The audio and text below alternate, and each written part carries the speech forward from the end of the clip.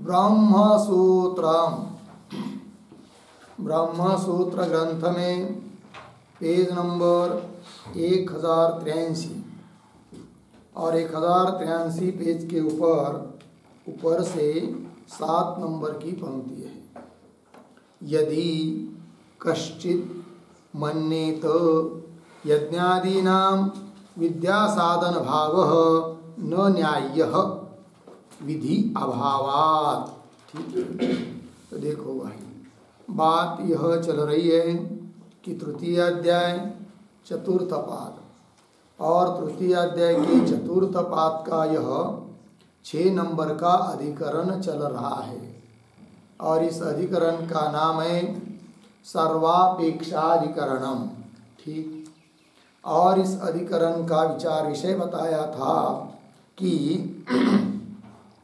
ब्रह्म विद्या अपने उत्पत्ति में आश्रम कर्मों की अपेक्षा करती है अथवा नहीं, यह चर्चा हो रही है।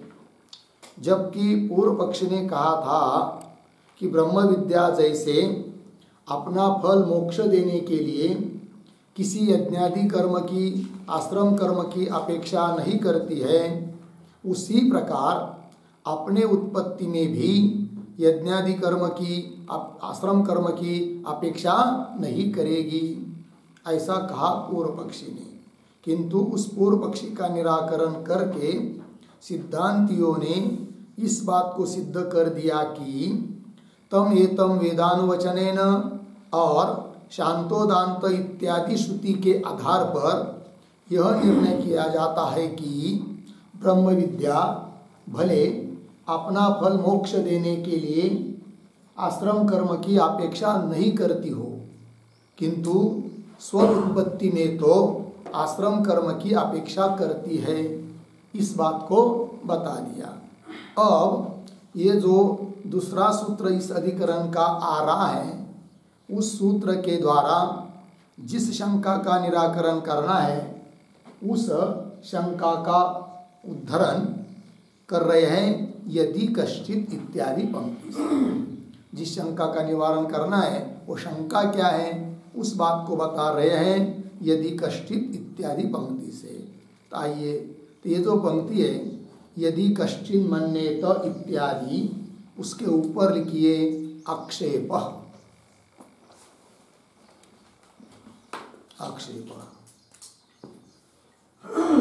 और ये जो पंक्ति चालू हुई यदि इत्यादि, उसके पूर्व में एक वाक्य लिख लीजिए अवतरण के रूप में। लिखेंगे अत्र व्यावर्त्याम शंकाम, अत्र व्यावर्त्याम शंकाम आह यदि इति। ठीक है, अब व्यावृत्त करने योग्य, निवारण करने योग्य जो शंका है उस शंका को बोल रहे हैं। देखिए पंक्ति, यदि कश्चिन मन्येत, कदाचित कोई ऐसा मानेगा, क्या, आगे, कि यज्ञादीनाम विद्या साधन भाव न न्याय्य, यज्ञादिकों को विद्या का साधन रूपता, साधन भाव मानना उचित नहीं है। अर्थात विद्या, ब्रह्म विद्या प्राप्त करने के लिए यज्ञादि साधन करने चाहिए। यज्ञादि साधन में आ गई, यज्ञादि में आ गई साधनता, कारणता, और कार्य हो गया विद्या। तो विद्या के प्रति यज्ञादिक को साधन मानना उचित नहीं है। क्यों? विधि अभावात्, उस प्रकार का विधान नहीं है। यदि उस प्रकार का कोई विधान होता, विधि वाक्य होता, तो विद्या के प्रति यज्ञादिक साधन है यह मानना उचित होता। किंतु ऐसा कोई विधि न होने के कारण विद्या के प्रति यज्ञादिक को साधन नहीं मानना चाहिए, ऐसा कोई कहेगा। और आगे, यज्ञेन विविदिशन्ति इत्येवं जाति का ही श्रुति अनुवाद स्वरूपा विद्याभिष्टव परा अर्धविराम न यज्ञादि विधि परा। ठीक है, देखिए भाई, अब जो पूर्व पक्ष ने अभी एक वाक्य, पीछे के वाक्य में बात बोली कि यज्ञादिक को विद्या का साधन मानना उचित नहीं, विधि का अभाव होने से। कदाचित उस आक्षेपकर्ता को कोई बोलेगा, अरे भाई पूर्व पक्षी, कैसा आप कह रहे हो कि विधि नहीं है करके। तो पीछे तो हमने बता दिया ऊपर के सूत्र में, सूत्र भाष्य में, कि यज्ञेन विविदिशन्ति, यह श्रुति है और इसकी विधि की, इसमें विधि की कल्पना कर लेंगे जिससे विद्या के प्रति यज्ञादिक साधन सिद्ध हो जाएंगे। तब वो बोलता है पूर्व पक्षी कि नहीं नहीं, यज्ञेन विविदिशन्ति, यहाँ पर विधि नहीं है, विधि बताने में तात्पर्य नहीं है। फिर किसके लिए ये श्रुति है वो स्वयं बता रहा है आक्षेप करता। तो यज्ञेन विविदिशन्ति, यज्ञ आदि से जानना चाहते हैं, इति एवं जातीय का ही श्रुति इत्यादि स्वरूप की, इत्यादि प्रकार की जो श्रुति है वह तो अनुवाद स्वरूपा, केवल अनुवाद कर रही है। और अनुवाद कर रही है, विधान नहीं कर रही है। फिर उस श्रुति का अभिप्राय किस अर्थ में है, तब कह रहे विद्याभीष्टव परा, मतलब विद्यास्तुति परा, विद्यास्तुति परायणा, अर्थात विद्या की स्तुति करने में उस श्रुति का अभिप्राय है, तात्पर्य है, विधान करने में तात्पर्य नहीं है। ये कह रहा है पूर्व पक्षी। विद्या अभीष्टव परा मतलब विद्या स्तुति परा, ठीक है। आगे, न यज्ञादि विधि परा, यज्ञादि का विधान करने में उसका तात्पर्य नहीं है। कैसी स्तुति हो जाती है फिर उस श्रुति से विद्या की, उस स्तुति का आकार भी बता रहा है पूर्व पक्षी। इत्थम महाभागा विद्या यज्ञादिभिः एताम अवाप्तुम इच्छन्ति इति, ये स्तुति हो जाती है। कैसे? इत्थम, इस प्रकार से, महाभागा विद्या, महाभागा, महाभागा शब्द का अर्थ लिखिए भाग्यशाली। ऐसी ये विद्या, ब्रह्म विद्या भाग्यशाली है कि जिसको यज्ञादि भी एताम अवाप्तुम इच्छन्ति, एताम, एताम, एताम का अर्थ लिखिए विद्याम। ऐसी ये महाभाग्यशाली विद्या है कि जिसको यज्ञादिक के द्वारा इस विद्या को, एताम विद्या को अवाप्तुम इच्छन्ति, प्राप्त करना चाहते हैं। इस प्रकार की स्तुति हो जाती है इस वाक्य से, यज्ञेन विविदिशन्ति इत्यादि वाक्य से। तो स्तुति परक वाक्य है, न कि विधि परक। अतः विद्या के प्रति, ब्रह्म विद्या के प्रति यज्ञादिक को साधन मानना, कारण मानना उचित नहीं है। ये बोल रहा है पूर्व पक्षी। अब आगे चलिए। तथापि तु शमदमादि उपेत स्यात् विद्यार्थी, ठीक है। अब ये जो पंक्ति चालू हुई, तथापि, उसके ऊपर लिखिए समाधानम, समाधानम। और तथापि के पूर्व में एक वाक्य भी लिख लेते हैं, अवतरण के रूप में लिखेंगे। विद्यास्तावकत्वेन,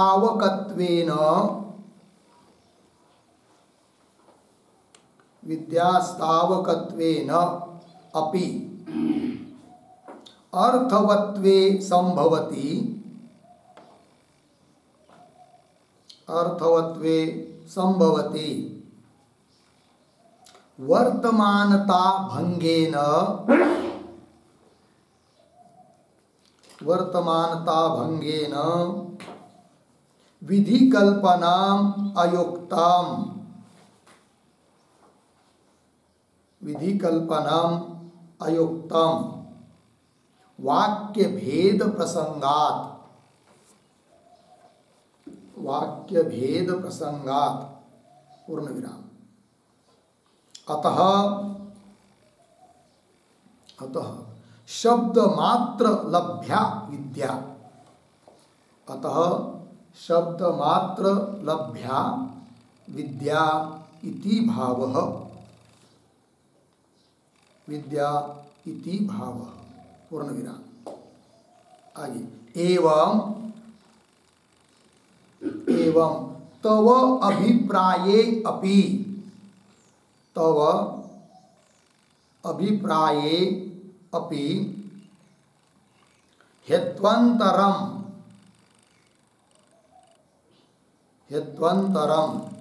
कंस में लिखिए शमादिकम, कंस बंद, शमादिकम कंस बंद। आगे अवश्यम अनुष्ठेयम, अवश्यम अनुष्ठेयम अर्धविराम। न शब्द मात्र लभ्या विद्या, न शब्द मात्र लभ्या विद्या इति सूत्रयोजनया, इति सूत्रयोजनया परिहरति, परिहरति तथापि इति। ठीक है, देखो भाई अर्थ। तो पूर्व पक्षी ने जो बात अभी कही अभी तक, वो क्या अभिप्राय है पूर्व पक्षी का, उसका पहले अनुवाद कर रहे हैं इति भाव तक, इस अवतरण पंक्ति में।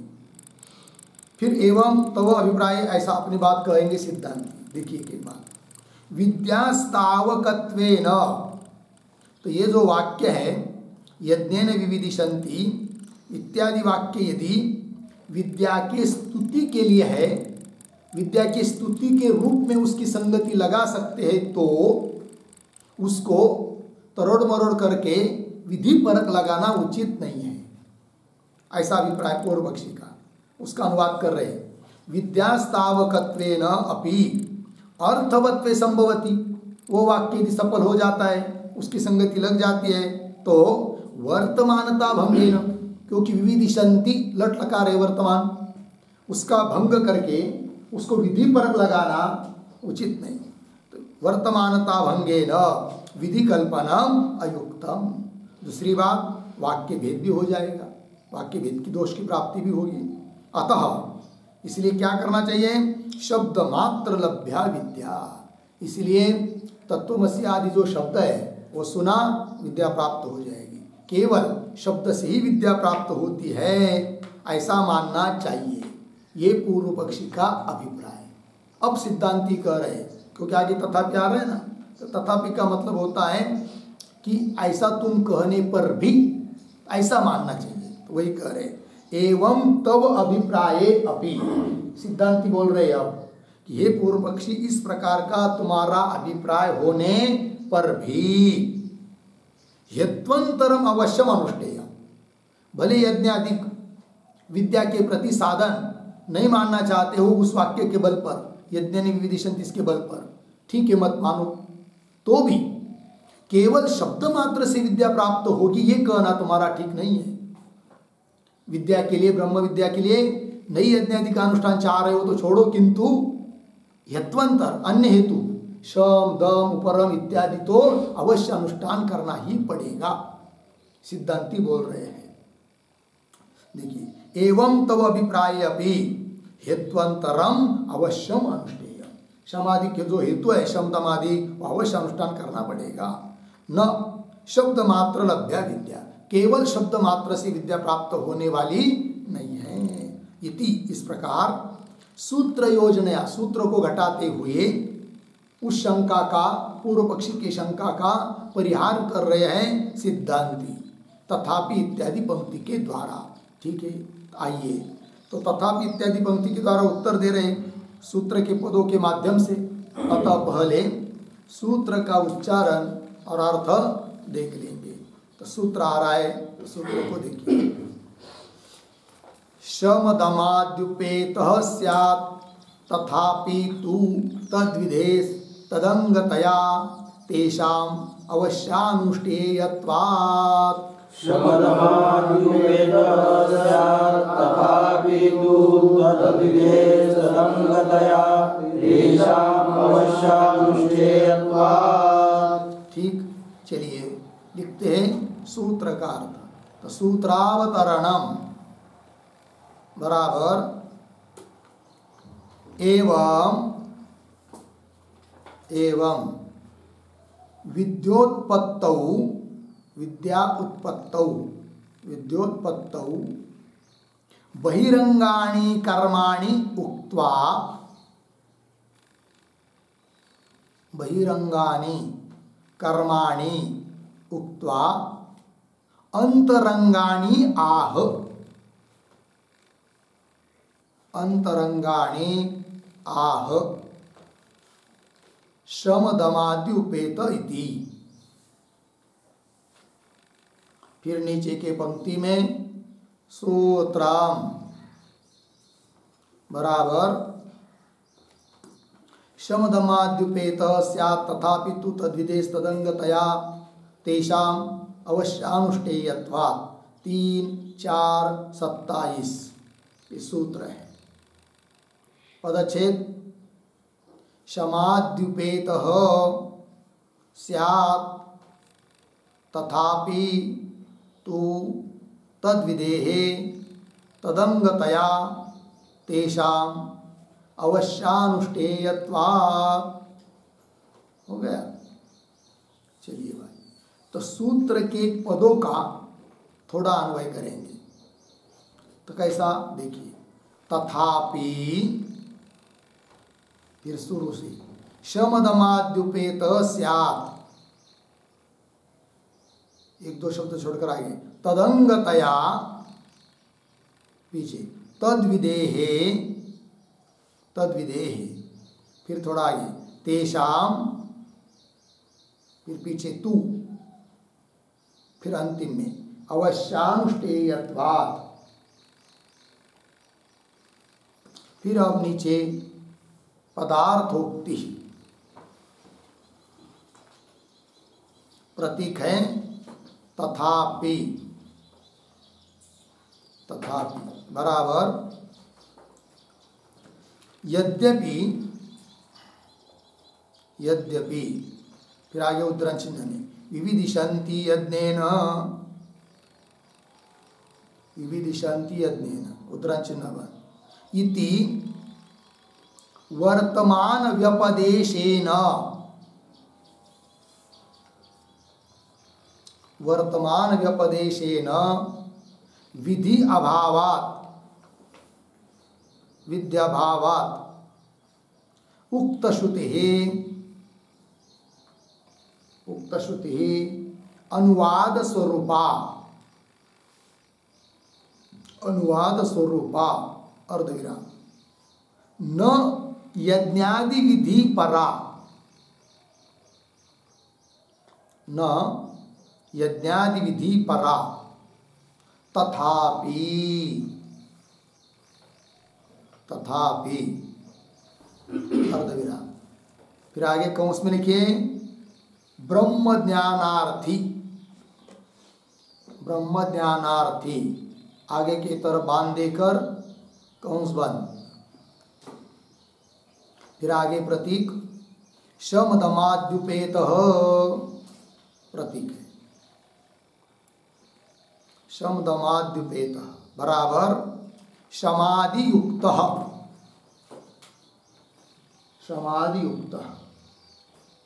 फिर आगे प्रतीक स्यात् बराबर भवेत आगे कौंस में कुतः प्रश्न चिन्ह। फिर आगे की तरफ बांध देकर कौंस बंद। फिर आगे प्रतीक तदंगतया बराबर विद्यांगतया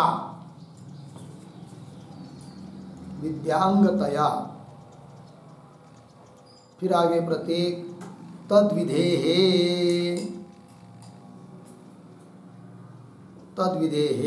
बराबर उद्धरण चिन्ह में तस्मात् एवं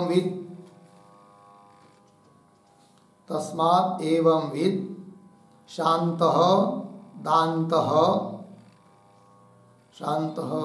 दान्तः उपरतः तितिक्षुः समाहितो भूत्वा समाहितो भूत्वा आत्मनि एव आत्मानं पश्यति। आत्मनि एव आत्मानं पश्यति। उद्धरण चिन्ह 1। बृहदारण्यक 4:4-23। 4:4-23 आगे इत्यादिना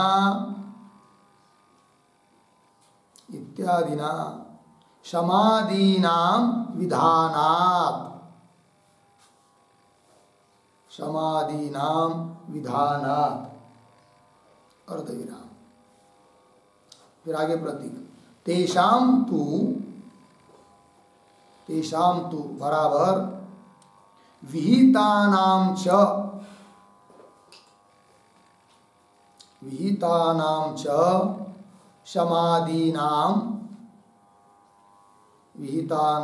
समाधीनां फिर आगे प्रतीक अवश्यानुष्ठेयत्वात्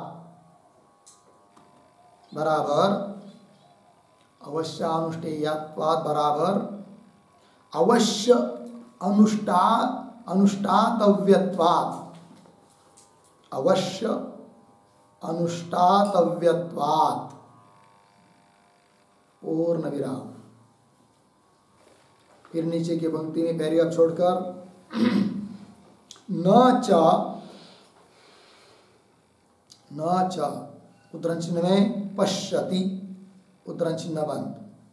पश्यति इत्यत्र अपि विधि अभावः समानः। विधि अभावः समानः इति वाच्यम्। पूर्ण विराम। आगे तस्मात् इति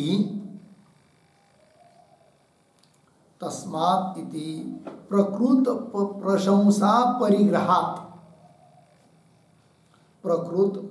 प्रशंसा परिग्रहात्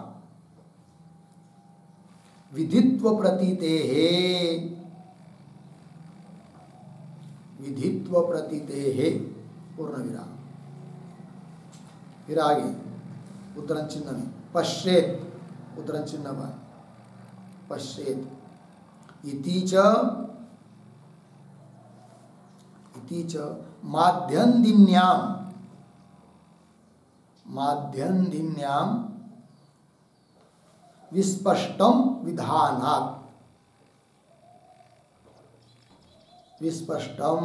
विधानात्। पूर्ण विराम। पुनः नीचे के पंक्ति में पैराग्राफ छोड़कर एवं च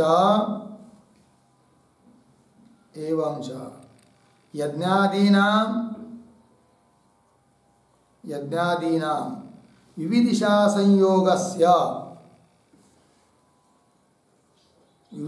संयोगस्य अपूर्वत्वात्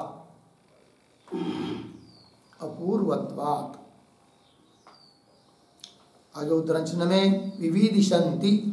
उद्धरण चिन्ह बंद।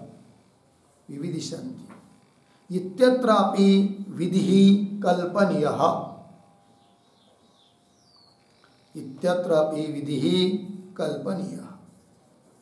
पूर्ण विराम। तस्मात् आगे उद्धरण चिन्ह में एवं वित्त। उद्धरण चिन्ह बंद। एवं वित्त इति विद्या संयोगात्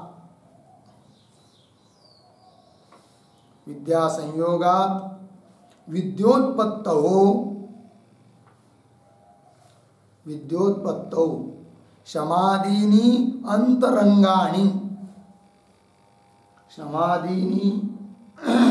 अंतरंगानि अर्धविराम। विविदिशा संयोगात्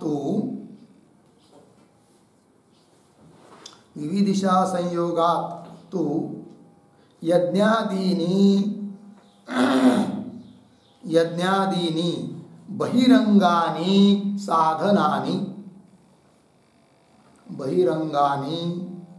साधनानि इति विवेक्तव्यम्। इति विवेक्तव्यम।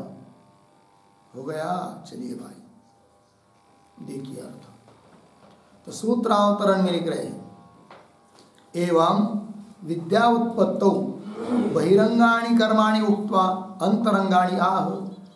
इसके ऊपर मतलब 26 नंबर के सूत्र में, ऊपर के सूत्र में विद्या उत्पत्ति में बहिरंग साधन जो कर्मादिक है उसका कथन करके अब इस 27 नंबर के सूत्र से शमदमादि उपेत इत्यादि सूत्र से अंतरंग साधनों को बता रहे हैं। फिर सूत्र आया, पदच्छेद हुआ, फिर पदार्थोक्ति में लिख रहे तथापि। ठीक क्या? तो यद्यपि विविदिशन्ति यज्ञेन इति वर्तमान व्यपदेशेन, विविदिशन्ति लट लकार है वर्तमान काल, तो व्यपदेशेन, व्यपदेशेन शब्द का अर्थ होता है निर्देशेन। तो वर्तमान का निर्देश होने से विधि अभावात, विधि का क्या है? अभाव है, क्योंकि वहाँ लिंग लकार नहीं है, लोट लिंग होता तो विधि होती, विधि नहीं है, विधि अभावात। उक्त श्रुति ही अनुवाद स्वरूपा, तो विविदिशन्ति यज्ञ इत्यादि श्रुति जो है वो अनुवाद स्वरूप है, न यज्ञादि विधि परा, यज्ञादि विधि परक नहीं है।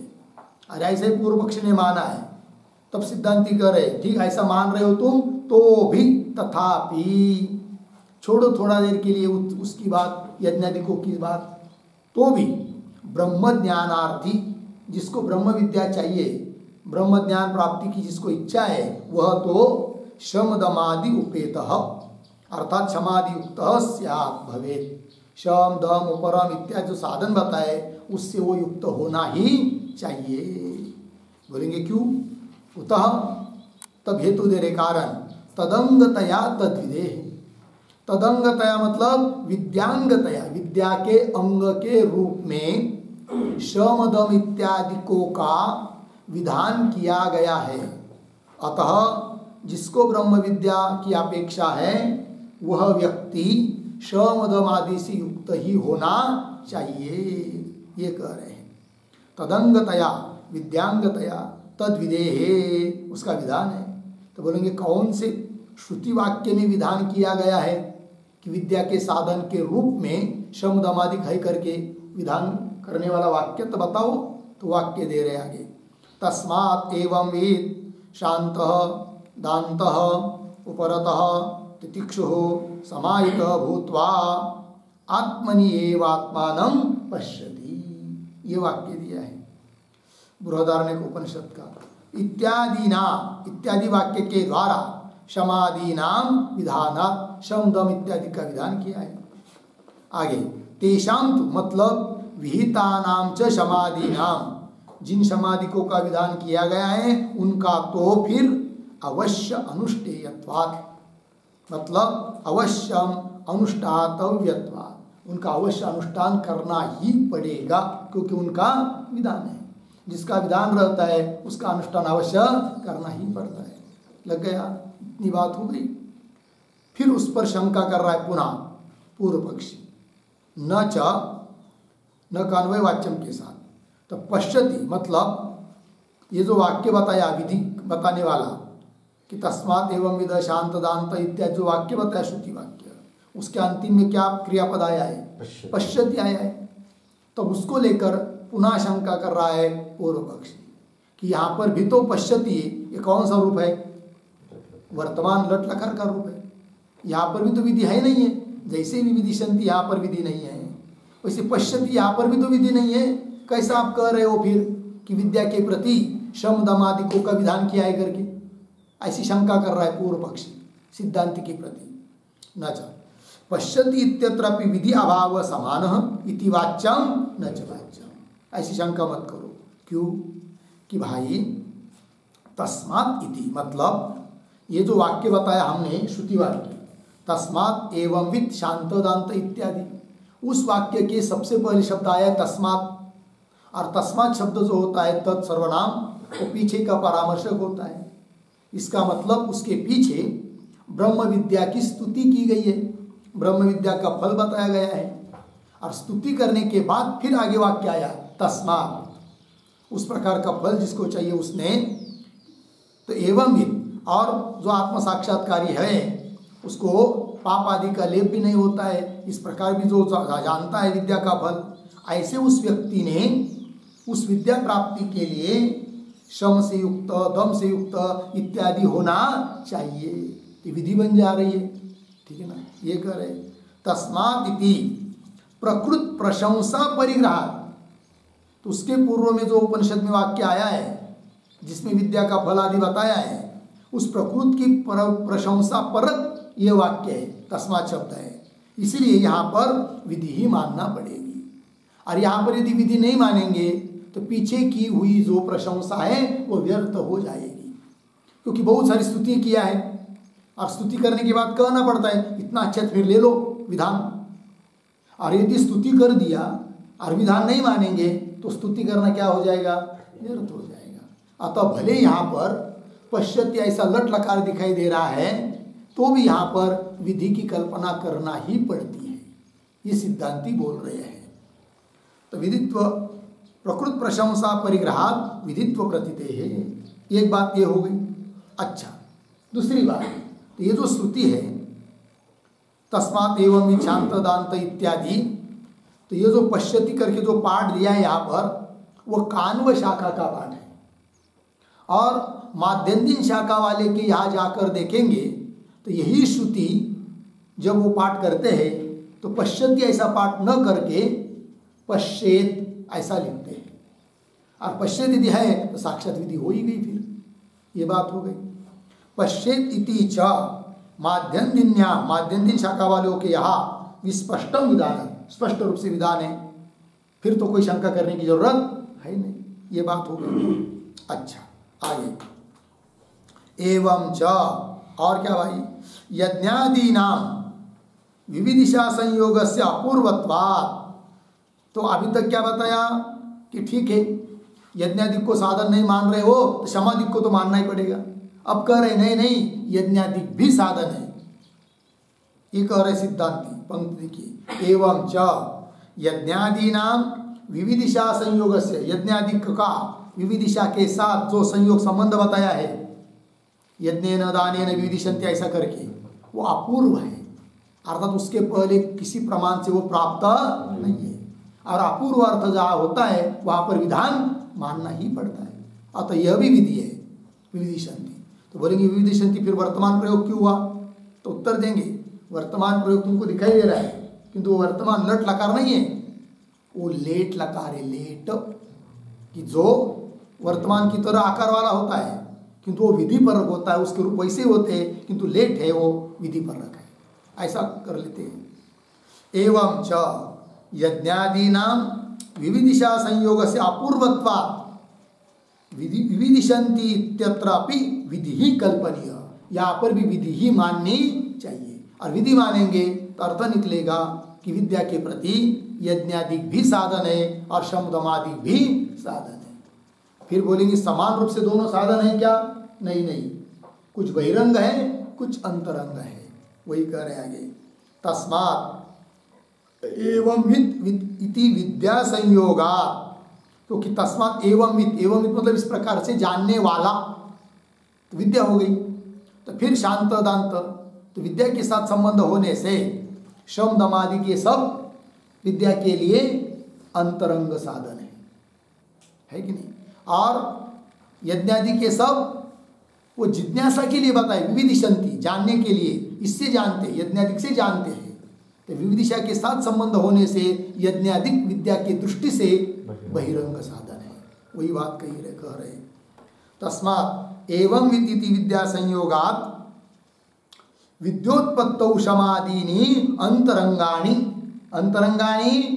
साधनानि, और विविदिशा संयोगात् विविदिशा के साथ संयोग होने से तो यज्ञादीनि बहिरंगानि साधनानि इति विवेक्तव्यम, ऐसा पृथक करके इस प्रकार से जानना चाहिए। हो गया जी, चलिए सूत्र का अर्थ हो गया। अब आगे भाष्य को देखिए। तथापि, तो तथापि के पूर्व तक आक्षेप ग्रंथ हुआ, अब तथापि से समाधान दे रहे हैं। अतः तथापि इसके ऊपर लिखिए समाधानम। ठीक, चलिए। तथापि समाधि उपेत स्यात् विद्यार्थी तस्मात् एवं विच्छांत इत्यादि। थोड़ा सा इतनी शब्दों का अन्वय करेंगे। तथापि तू, फिर दो शब्द छोड़कर आगे विद्यार्थी, पीछे शमदमादि उपेत स्यात्, फिर आगे तस्मात् एवं आगे सरल है। तथापि तो भी विद्यार्थी ब्रह्म विद्या को चाहने वाला कैसा होना चाहिए? शम दमादि उपेत स्यात्, उपेत युक्त, शम दम उपरत इत्यादि से युक्त होना चाहिए। होगा इतना। आगे तस्मात् एवं वित् शान्तः दान्तः उपरतः तितिक्षुः समाहितः भूत्वा आत्मनि एव आत्मानं पश्यति इति। ठीक है, इति मतलब इस श्रुति में विद्या के साधन के रूप में समाधिकों का विधान किया है। यह अर्थ आगे आ रहा है पंक्ति, किंतु पंक्ति को थोड़ा देखिए। तस्मात् एवं वित् ऐसा शब्द आया है। एवं वित् मतलब क्या? एवं वित् शब्द का अर्थ लिखिए। एवं वित् आत्म साक्षात्कारी को, आत्म साक्षात्कारी को पाप कर्म का संबंध, पाप कर्म का संबंध नहीं होता है, संबंध नहीं होता है, पूर्ण विराम। इस प्रकार आत्मज्ञान का फल, इस प्रकार आत्मज्ञान का फल जो जानता है, जो जानता है उसे शमदमादि से युक्त होना चाहिए, युक्त होना चाहिए। ठीक है, देखो भाई अर्थ एवं मतलब, क्योंकि उसके पूर्व में मतलब तस्मात् एवं इत्यादि जो पंक्ति है भाष्य श्रुति है, उस श्रुति के पूर्व की श्रुति में, पूर्व वाक्य में ब्रह्म विद्या का फल बताया, स्तुति की गई है। इसलिए कह रहे एवं का मतलब आत्म साक्षात्कारी जो होता है उस व्यक्ति को पाप कर्म का संबंध नहीं होता है। इस प्रकार आत्मज्ञान का फल जो जानता है, ऐसा जो व्यक्ति वह तो उस आत्मज्ञान की इच्छा करेगा, और आत्मज्ञान की इच्छा करेगा अर्थात वो विद्यार्थी है, ज्ञान विद्या ब्रह्म विद्या चाहने वाला है, अतः उसको शम दमादि से युक्त होना चाहिए, ऐसा अर्थ निकल आता है। ठीक, पंक्ति को देखिए। तस्मात् एवमित् शान्तः, शम से युक्त, दान्तः दम से युक्त, है कि नहीं? 6 अंग लिखते समय सबका लिखा था ना, दान्तः। फिर उपरतः, उपरत मतलब सर्वकर्म त्यागी, तितिक्षु द्वंद्व सहिष्णु, समाहितः स्वस्थ चित्त वाला, है कि नहीं? अर्थात जिसका चित्त मन अंतर्मुख हुआ है, ऐसा होकर आत्मनि एव आत्मानं पश्य, आत्मनि एव, आत्मनि कार्यकरण संगात रूप जो है, इन सब में ही अपने स्वरूप को देखे। आत्मानं पश्यति, पश्यति का अर्थ होता है अनुभवति, अनुभव करता है। आगे इति विद्या साधनत्वेन शमदमादीनां विधानात् विहितानां च अवश्य अनुष्ठेयत्वात्। ठीक है, थोड़ा अन्वय। इति एक शब्द छोड़कर आगे शमदमादीनां, पीछे विद्या साधनत्वेन, फिर आगे विधानात्, आगे सरल है। इति मतलब इस श्रुति से शमदमादिक में विद्या का साधनत्व बताया गया है, विधान किया गया है। तो शमदमादीनां विद्या साधनत्वेन, विद्या के ब्रह्म विद्या के साधन के रूप में विधान किया हुआ होने के कारण, और दूसरी बात विहितानां च, और जिसका विधान किया रहता है उसका अनुष्ठान अवश्य करना पड़ता है।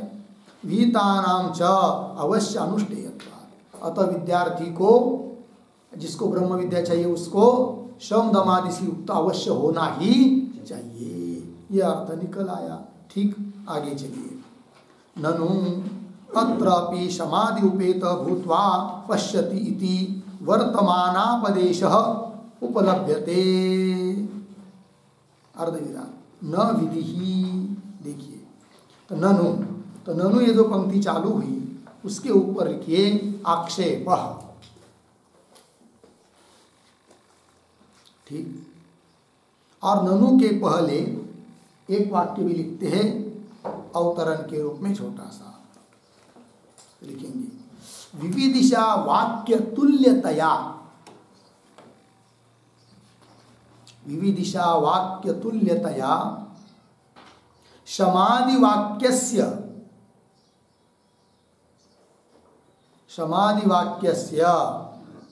नास्ति विधिपरता, नास्ति विधिपरता इति शंकते ननु इति। ठीक है, देखो भाई अर्थ। तो विविदिशा वाक्य तुल्यतया, शंका कर रहा है पूर्व पक्षी कि विविदिशा वाक्य के समान ही यह वाक्य है। विविदिशा वाक्य मतलब यज्ञेन विविदिशन्ति इत्यादि वाक्य। ठीक है, उस वाक्य में जैसे विविदिशन्ति लट लकार वर्तमान का निर्देश है, अतः विधि परक नहीं है, उसी प्रकार उसके समान ही समाधि वाक्य। समाधि वाक्य मतलब तस्मात् एवं विच्छांत दांत उपरत इत्यादि वाक्य। यह वाक्य, इस वाक्य में भी अंतिम का क्रियापद पश्यति, जो कि वर्तमान का निर्देश है, लट का निर्देश है, विधि नहीं है। वही कह रहा है पूर्व पक्षी। तो विविदिशा वाक्य तुल्यतया समाधि वाक्य में भी नास्ति विधिपरता, विधिपरता नहीं है, विधिपरक नहीं है वो वाक्य, ऐसी शंका कर रहा है पूर्व पक्षी ननु इत्यादि पंक्ति के द्वारा। तो पंक्ति को देखिए, ननु अत्रापि समाधि वाक्ये अपि समाधि उपेत भूत्वा पश्यति, समाधि से युक्त होकर पश्यति इति, पश्यति शब्द में क्या वर्तमान अपदेश, अपदेश शब्द का अर्थ होता है निर्देश, निर्देश कहिए, व्यपदेश कहिए, उल्लेख कहिए। ठीक है ना। तो वर्तमान अपदेश उपलब्धते, वर्तमान का ही निर्देश है यहाँ पर भी। तो न विधि, विधि नहीं है। तो जैसे विविदिशन्ति यहाँ विधि नहीं, वैसा पश्यति यहाँ पर भी विधि नहीं है। तब कैसा कह रहे आप सिद्धांती लोग कि भले यज्ञाधिक का साधन मत मानो, किंतु शम दमादि से युक्त होना चाहिए क्योंकि विधि है करके। विधि तो है ही नहीं, वो तो लट लकार है, पर वर्तमान का निर्देश है। ये शंका कर रहा है कौन? पूर्व पक्षी। आगे चलिए, न इति ब्रूमः। तो न इति ब्रूम, इसके ऊपर लिखिए समाधानम। सिद्धांति उत्तर दे रहे उस पूर्व पक्षी को। और ये जो न इति पंक्ति चालू हुई उसके पूर्व में एक वाक्य लिखिए अवतरण के रूप में, यस्मात् एवं आत्मानं विदित्वा, एवं आत्मानं विदित्वा पापेन कर्मणा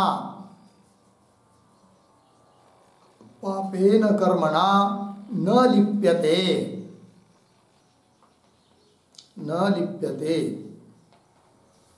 तस्मात्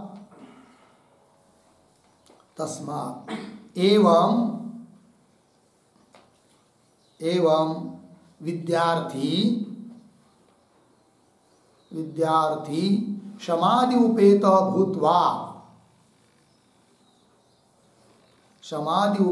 भूत्वा विचारयेत्। विचारयेत इति विधि गम्यते, इति विधि गम्यते, इति आह न इति आह न इति। हो गया, देखो भैया अर्थ। तो पूर्व पक्षी ने जो बात पीछे के वाक्य में भाष्य में कही है कि पश्यति यहाँ पर वर्तमान का निर्देश है, विधि नहीं है, उसको उत्तर दे रहे सिद्धांती न इति ब्रूम, अर्थात हे पूर्व पक्षी तुम्हारा यह कहना ठीक नहीं है, क्योंकि भले पश्यति ऐसा वर्तमान जैसा दिखाई दे रहा है किंतु वहाँ पर विधि ही है, ये निश्चय किया जाता है। वो कैसे, वो दे रहे आगे अवतरण में पंक्ति जो लिखी है उसको देखिए। यस्मात् एवं आत्मानं विदित्वा, क्योंकि एवंवित ऐसा पद आया है, तस्मात् एवंवित इत्यादि। एवं मतलब इस रूप से, क्योंकि उस वाक्य के पूर्व वाक्य में उपनिषद में स्तुति की गई है विद्या के फल की, तब आगे आता है तस्मात्। तस्मात् शब्द पूर्व का परामर्शक होता है, तो तस्मात् एवंवित, एवंवित मतलब इस प्रकार से आत्मानं विदित्वा, आत्म तत्व को जानकर, पापेन कर्मणा न लिप्यते, पाप कर्म से लिप्त नहीं होता है, ऐसा महात्म्य है इस आत्मविद्या का। तस्मात् एवं विद्यार्थी, इस प्रकार की विद्या को चाहने वाला कैसा होना चाहिए, समाधि उपेत भूत्वा विचारयेत, शम दम इत्यादि से युक्त होकर उस आत्मविद्या का विचार करे। इस प्रकार विधि प्राप्त हो रही है। अतः पश्यति ऐसा है, विधि नहीं है, ये ऐसा कहना तुम्हारा, हे पूर्व पक्षी तुम्हारा ऐसा कहना ठीक नहीं, सिद्धांती बोल रहे हैं। तो विचारयेत इति विधि गम्यते, इति इसी बात को बोल रहे हैं, न इति रोमः इत्यादि भाष्य पंक्ति के द्वारा। सिद्धांती कहते न, ये पूर्व पक्षी तुम्हारा कहना ठीक नहीं, उचित नहीं, ऐसा हम अब बोलते हैं। क्या बोलते हैं, दे रहे आगे। तस्मात् इति प्रकृत प्रशंसा परिग्रहात् विधित्व प्रतिदेह, क्योंकि जिस वाक्य में हमने विधि मानी है शब्दमादि को की, उस वाक्य के सबसे पहला शब्द है तस्मात्। तस्मात् शब्द प्रकृत का परामर्शक होता है, जो बात चल रही है उसके पीछे का परामर्शक होता है, और पीछे तो प्रशंसा की गई है आत्मविद्या की, कि इस आत्मविद्या आत्म साक्षात्कार जो होता है वो पाप कर्म से लिप्त नहीं होता है, आदि आदि करके स्तुति की गई है। और तस्मात् एवं इस प्रकार से जानने वाला जो रहेगा वो कैसा होना चाहिए, शांत दांत, क्योंकि उसको भी वो विद्या चाहिए तो उसने इस प्रकार से होना चाहिए, तो विधि आपसे आप निकल आ रही है, ये कह रहे। तो तस्मात् इति प्रकृत प्रशंसा परिग्रह, प्रकृत प्रसंग में जो चल रहा है उसकी प्रशंसा का ग्रहण होने से, तस्मात् शब्द से विधित्व प्रतीति, अतः इस वाक्य में विधि है, इसी बात की प्रतीति होती है, ये बात हो गई। और यदि तस्मात् एवं विद इत्यादि वाक्य में विधि नहीं मानेंगे तो पीछे की हुई जो स्तुति है वह व्यर्थ हो जाएगी, क्योंकि व्यवहार में भी ऐसा होता है, किसी चीज़ की बहुत बड़ाई की, स्तुति की, और स्तुति करने के बाद कुछ नहीं बोले, खाओ ले बैठो कुछ करो, कुछ नहीं कहा, केवल स्तुति की, तो वो स्तुति क्या हो जाएगी, व्यर्थ हो जाएगी। स्तुति करने के बाद जब कहा जाएगा अरे भाई इतना बढ़िया ये सब गुलाब जामुन है, एक बार खाने से तुम्हारा 2 साल आयु बढ़ जाती है, तो फिर खाओ, ऐसा कहना पड़ेगा ना, विधि है। और कुछ नहीं कहा, इतना अच्छा गुलाब जामुन होता है कि खाने से 2 साल की आयु बढ़ती है, हाँ ऐसा होता है, वैसा होता है, ये होता है, वो होता है, फिर ठीक है, बाकी तबियत भी ठीक है ना, ठीक है, आओ फिर राम राम, तो क्या फायदा स्तुति करने का, यही कर रहे हैं। तस्मात् इति प्रकृत प्रशंसा परिग्रह विधित्व प्रतीति है, विधित्व की प्रतीति होती है। इस पर एक टिप्पणी लिखी, छोटा सा वाक्य, एक विधि अभावे, विधि अभावे तत्प्रशंसा वैयर्थ्यात्, तत्प्रशंसा वैयर्थ्यात् उक्त विधि सिद्धि इत्यर्थः, उक्त विधि सिद्धि ही इत्यर्थः। ठीक है, देखो भाई अर्थ। तो सिद्धांति का अभिप्राय है कि विधि अभावे, विधि नहीं मानेंगे तस्मात् एवं इत्यादि वाक्य में, तो की हुई जो प्रशंसा है वो व्यर्थ हो जाएगी। इसलिए वो व्यर्थ न हो इसलिए उक्त विधि सिद्धि, अर्थात जो हमने कहा यहाँ पर विधि है उसकी सिद्धि हो जाती है। फिर उस विधि का स्वरूप आकार क्या बनेगा वो आपको अवतरण पंक्ति में लिख के दिया है कि यस्मात् एवं आत्मानं विदित्वा पापेन कर्मणा न लिप्यते तस्मात् एवं विद्यार्थी शमादि उपेत भूत्वा विचारयेत्। इस प्रकार की विधि हो जाती है। ठीक, चलिए उक्त विधि सिद्धि इत्यर्थ हो गया। आगे चलिए, पश्येत इति च माध्यन्दिना विस्पष्टम एव विधिम अधीयते। ठीक है, थोड़ा शब्दों का अन्वय, च माध्यन्दिना, फिर पीछे पश्येत इति, फिर आगे विस्पष्टम एव विधिम अधीयते। और ये जो वाक्य है चालू हुआ पश्येत इत्यादि, उसके पूर्व में एक वाक्य लिखिए छोटा सा अवतरण के रूप में, कान्व पाठे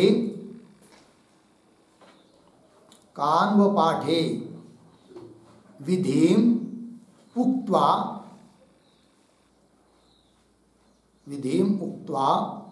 माध्यन्दिन पाठे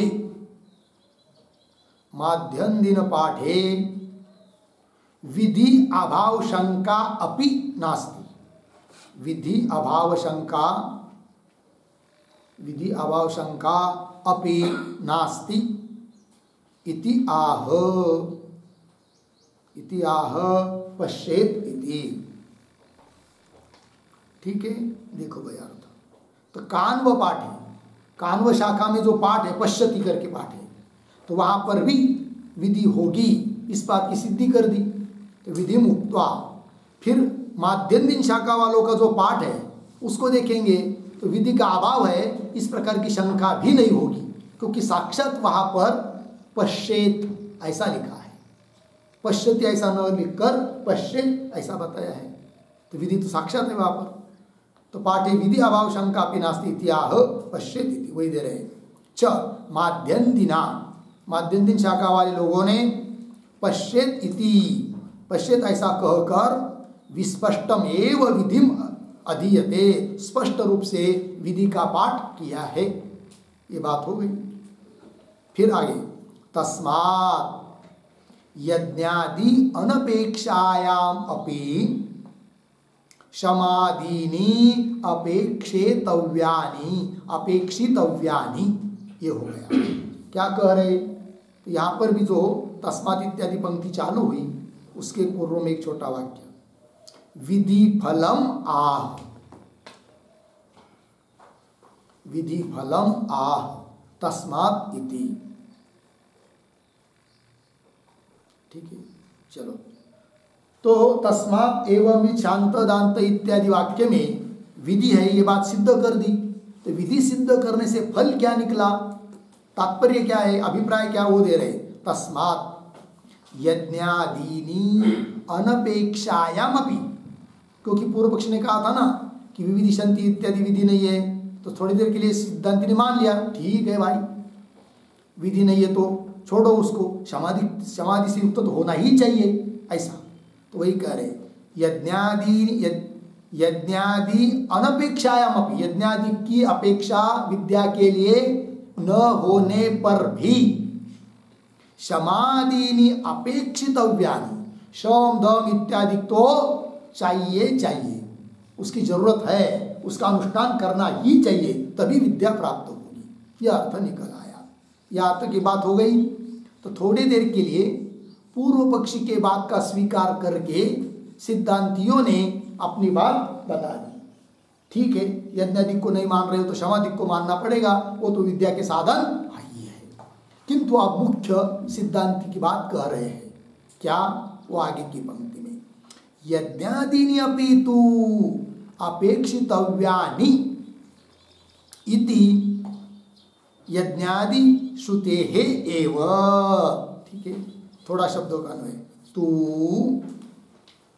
फिर पीछे यज्ञादीनी अपि, फिर आगे अपेक्षितव्यानि, आगे सरल है। और ये जो पंक्ति चालू हुई यज्ञादीनी इत्यादि, उसके पूर्व में एक वाक्य लिखिए अवतरण के रूप में, बहुत महत्व का वाक्य है, नहीं तो आगे का पीछे का संदर्भ नहीं लगेगा। शंका होगी कि भाई अभी ऐसा करे फिर ऐसा करे, क्या बात है, तो दोनों को जोड़ने वाला वाक्य तो लिखेंगे अवतरण वाक्य को, यह पूर्वम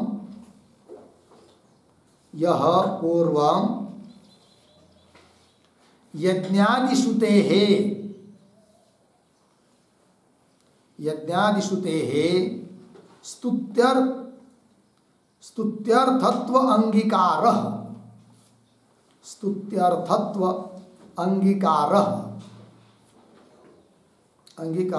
आगे आपाततः गूढ़जीविका न्यायेन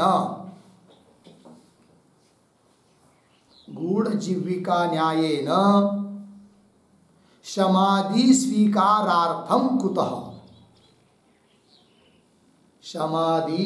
स्वीकारार्थम कृतः अर्धविराम तम इदानीं त्यजति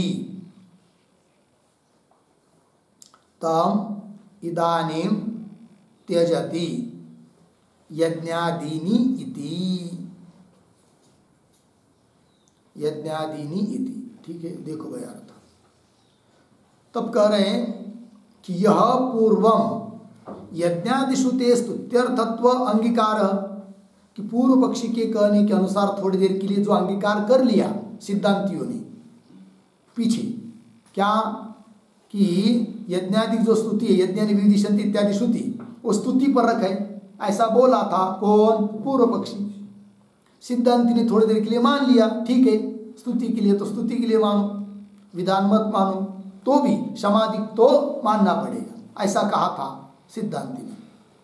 तो यह पूर्वम यज्ञादि श्रुते स्तुत्यर्थत्व अंगीकार, वो कैसा अंगीकार कर लिया सिद्धांतियों ने, क्यों कर लिया?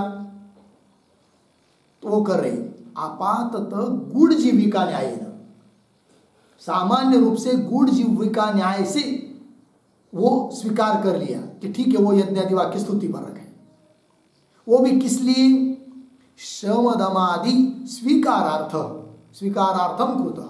शमदमादि के विद्या के साधन है, इस बात का स्वीकार उस पूर्व पक्षी ने करना चाहिए, अतः गूढ़ जीविका न्याय से उसकी बात थोड़ी देर के लिए मान ली थी, किंतु वैसा सिद्धांत नहीं है। फिर सिद्धांत क्या है कि विद्या के लिए अपेक्षा जैसे शमदमादि को की है, उस प्रकार यज्ञ यागादि की भी है, आश्रम कर्म की भी आवश्यकता है। यह मुख्य सिद्धांत है गूढ़ जीविका न्याय। तो गूढ़ जीविका न्याय क्या होता है? जैसे कोई बालक कड़वी दवा खा नहीं रहा है, मना कर रहा है, तो उसको फिर थोड़ा उसकी माँ क्या करती है? गुड़ देती है, तो गुड़ खाओ। तो गुड़ तो मीठा होता है, तब तो उस गुड़ के लालच में वो खाता है उस कड़वी औषधि को भी, क्योंकि माँ कहती है गुड़ तो दूंगी, लेकिन ये थोड़े से एक चम्मच भर थोड़ा सा औषध खा लो, फिर ऊपर से गुड़ खा लो। अच्छा ठीक है, फिर वो कड़वा औषध खाता है, फिर उसको गुड़ दिया जाता है, ठीक है कि नहीं? उस प्रकार शमदम आदि की विद्या के साधन है, इस बात का स्वीकार उस पूर्व पक्ष ने करना चाहिए, अतः थोड़ी देर के लिए उसकी बात हमने मान ली, किंतु ऐसी बात नहीं है। अर्थात यज्ञादि बिल्कुल नहीं चाहिए विद्या के लिए, ऐसा नहीं, वो भी चाहिए, ये बात। आपाततः गुढ़ जीविका न्यायेन समाधि स्वीकारार्थम कृत तम इदानीं तम इदानीं त्यजति, तम अंगीकारम, जो अंगीकार किया था पूर्व पक्षी के बाद का, उसका अब त्याग कर रहे हैं यज्ञादीनि इत्यादि पंक्ति से। आइए फिर तू परंतु यज्ञादीनि अपि शब्द क्या कहता है? तो यज्ञादीनि अपि अपेक्षितव्यानि, यज्ञादीनि अपि मतलब हाँ बराबर है, शमदमादिक की जैसी अपेक्षा है उस प्रकार यज्ञादिक की भी अपेक्षा है। तो यज्ञादि अपेक्षित अव्यानी इति बोले कैसे? यज्ञादि श्रुति है एवं प्रमाण क्या? तो वही यज्ञादि श्रुति, मतलब यज्ञानि विविदिशन्ति इस श्रुति के आधार पर रही। तो कैसे? तब आगे पुनः शंका करेगा पूर्व पक्षी, फिर उत्तर देंगे, सिद्ध बात हो जाएगी। ननु उक्तम यज्ञादिभिः विविदिशन्ति इत्यत्र न विधि उपलभ्यते इति, है कि नहीं? जो बात पीछे पूर्व पक्षी ने कही थी उसका स्मरण करा रहे हैं। तो ये जो पंक्ति है ननु उक्तम, उसके ऊपर लिखे आक्षेप, आक्षेप। और ननु के पहले छोटा सा एक वाक्य लिखिए अवतरण के रूप में, उक्तम स्मारयित्वा, उक्तम स्मारयित्वा परिहरति ननु इति, स्मारयति स्मारयित्वा परिहरति ननु इति। ठीक है, उक्तम जो बात पीछे पूर्व पक्ष ने कही थी उसी को पुनः स्मरण कराकर उसका परिहार कर रहे हैं ननु इत्यादि पंक्ति से। आइए, तो पूर्व पक्षी कर रहा है ननु उक्तम, हमने ये बात तो कह दी गई है पीछे, क्या कि यज्ञादिभिः विविदिशन्ति, मतलब यज्ञेन विविदिशन्ति ऐसा आया है ना, इत्यत्र इस श्रुति में, इत्यत्र न विधि, विधि नहीं है, विविदिशन्ति लट लकार वर्तमान काल है, न विधि उपलभ्यते इति उक्तम, ऐसा हमने पीछे कहा है। तब सिद्धांति करे सत्यम उक्तम, तो सत्यम उक्तम इसके ऊपर लिखिए समाधानम।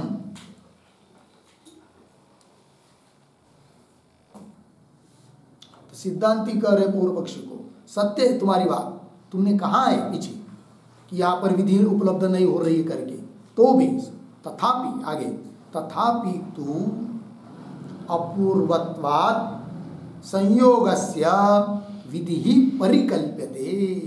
ठीक है, थोड़ा सा शब्दों का अन्वय, तथापि तू एक शब्द छोड़कर संयोगस्य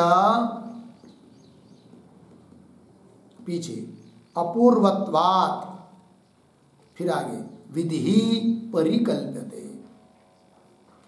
सिद्धांति कह रहे ठीक है विधि उपलब्ध नहीं हो रही है, वर्तमान का निर्देश है, तो भी तथापि तू संयोगस्य अपूर्वत्वात्, जो संयोग वहाँ है ना वो अपूर्व है, अर्थात इसके पहले अन्य किसी प्रमाण से प्राप्त नहीं है, अतः वो विधि ही है, भले वर्तमान का निर्देश हो, ये कह रहे हैं।